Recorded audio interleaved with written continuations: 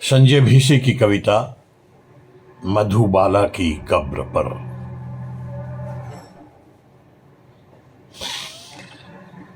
हम लगभग लौट चले थे अनमने से कि दिखा था वो बूढ़ा जिसने दिखाई थी हमें तुम्हारी कब्र। गाड़ियों की आवाजाही से बेखबर उस कब्रगाह में जो बनी है मस्जिद के ठीक पीछे मेन रोड से सटी। और जैसा कि लिखा है धर्म ग्रंथों में कि तुम सो रही हो सुकून से, जो तुम्हारी तरह भव्य नक्काशीदार और प्रशंसकों से घिरी नहीं है। यही था कारण कि वो जवान आदमी जो लगातार बड़बड़ाता था पाक हृदय की सुंदरता के बारे में, वो नहीं बता पाया कि तुम ठीक ठीक कहां लेटी हो। जमीन के उस टुकड़े में किंवदंती बन चुकी अपनी मुस्कुराहट के साथ, जिसकी अब भी नकल करती हैं चर्चित अभिनेत्रियां।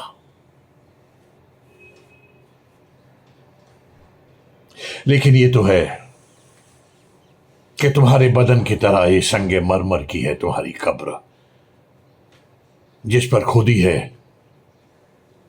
तुम्हारे जन्मने और लौटने की तारीख, और अलग अलग भाषाओं में लिखा नाम है तुम्हारा, जिसका रंग तुम्हारी स्मृति की तरह अब खिस गया है। पर जीवन का कहीं भी जिक्र नहीं है जिसे जीना चाहती थी तुम शिद्दत से।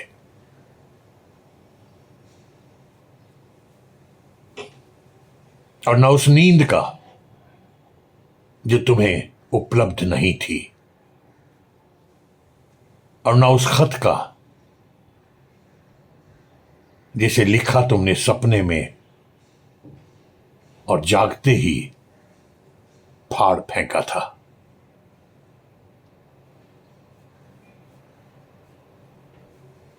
तुम्हारी अगल बगल नारियल के दो पेड़ हैं बेसुध से खड़े, संगमरमर से घिरी जो तुम्हारी मिट्टी है उस पर उगा है एक नन्हा पौधा, जिस पर खिली हैं ढेर सी कलियां।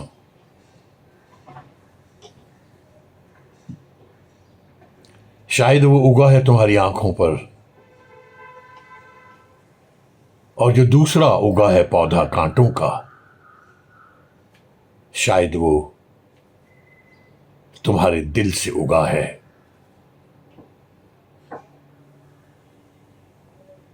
कब्रगाह की चार दीवारी से लगे खेल के मैदान से जब आती है भीतर दीवार लांघती, किसी बच्चे के मासूम बल्ले से लगी टप्पा खाकर तुम्हारी गोद में ठिठकती गेंद, और जब वो बच्चा आता है दीवार फांदता, खोजता हुआ गेंद, और खरोंच आती है हाथ पर गेंद जल्दी उठाने में, तब क्या तुम उसकी हथेली को सहलाती हो?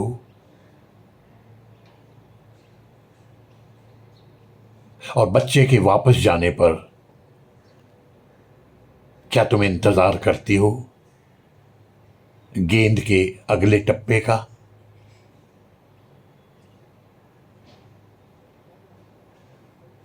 और मुगले आजम के उस अंतिम कारुणिक दृश्य में जब चुनवाया गया था तुम्हें दीवार में, जिसके नीचे थी लंबी अंधेरी सुरंग, और जिससे होकर तुम हमेशा के लिए निकल गई थी गुमनामी और अकेलेपन के भयावह अज्ञातवास की ओर। करोड़ों लोगों को सिनेमा घरों की स्याही में डुबोकर अपनी अतृप्त इच्छाओं व प्रार्थनाओं के साथ मधुबाला, क्या वो सुरंग इस मस्जिद के पीछे खुलती है?